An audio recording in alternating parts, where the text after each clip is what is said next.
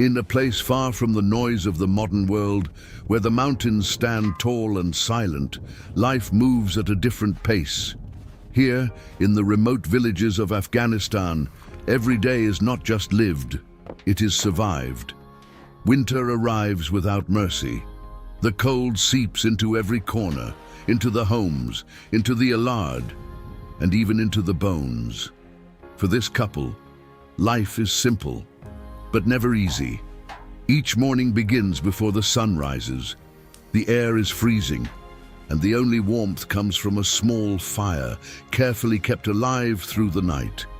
Food is not a convenience here, it is a responsibility.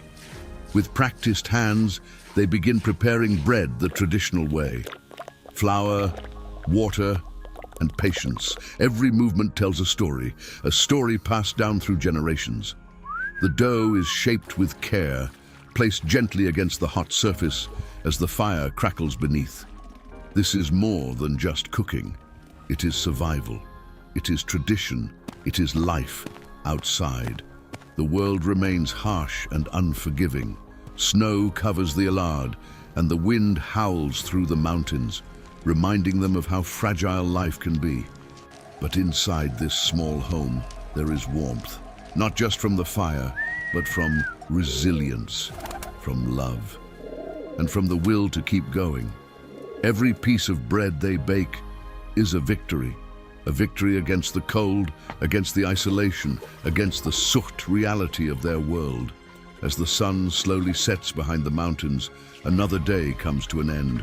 Not a day of comfort, but a day of survival. And tomorrow, they will rise again to face the same challenges with the same quiet strength. Because here, in the heart of rural Afghanistan, survival is not a choice. It is a way of life.